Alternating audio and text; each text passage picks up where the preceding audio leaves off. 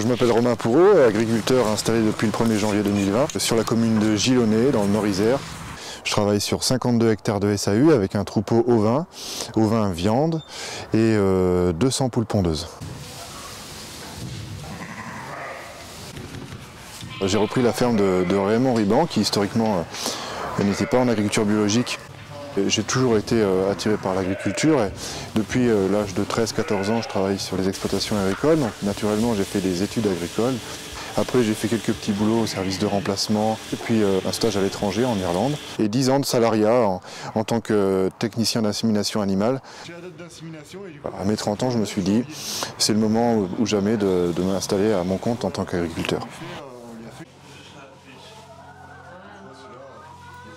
Chercher un projet atypique, un projet qui ait du sens pour moi et aussi qui donne une belle vision de diversité agricole et diversité aussi au niveau de l'accueil. Alors j'ai regardé sur plusieurs types de production, sur plusieurs types d'exploitation. C'est ce projet-là qui correspondait le plus à mes attentes, avec un accueil de personnes handicapées représenté par l'association du Bercail Paysan.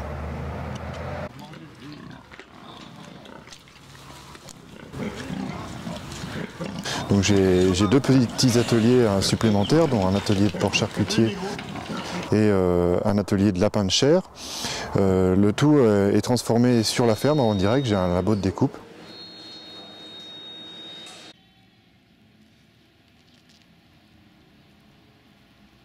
J'ai fait en sorte de chercher toutes les sources de financement qui pouvaient aider un jeune agriculteur à s'installer.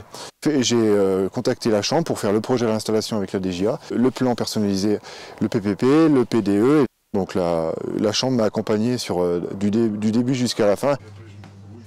Je me suis installé hors cadre familial, mais j'ai pas eu d'apport personnel du tout. Ce qui est assez compliqué à monter quand on n'a pas d'apport personnel. Donc j'ai tapé à toutes les portes. J'étais presque sûr que ça allait marcher, même si on n'est jamais sûr. J'ai fait un financement participatif avec l'entreprise de crowdfunding Mimosa. Et l'ensemble des moyens et des outils de production, c'est moi qui les ai financés. En commençant par le cheptel, le matériel, le stock de fourrage, divers parts sociales de CUMA et du petit matériel, etc. Il y a beaucoup de choses à financer à côté quand même. Donc j'ai tout d'abord fait un emprunt bancaire, tout à fait ordinaire.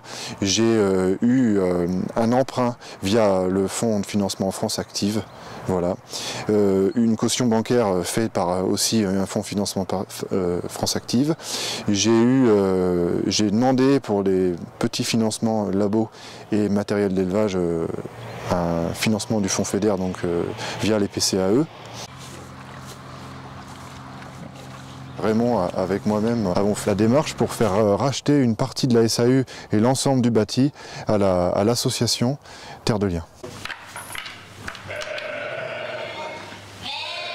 C'est de s'ouvrir aux autres, de vraiment pas hésiter à demander des conseils aux jeunes agriculteurs qui sont déjà installés, aux anciens aussi, et à toutes les instances qui peuvent aider. Il ne faut pas du tout se fermer et rester retranché en étant persuadé que son projet est top et que ça va marcher. Je crois qu'en France, on a beaucoup de gens qui nous aident. Alors, des fois, ça peut paraître lourd et compliqué parce qu'il y a beaucoup d'administratifs, naturellement. Mais en fait, si on prend le soin de le faire, c'est très enrichissant et ça marche, quoi.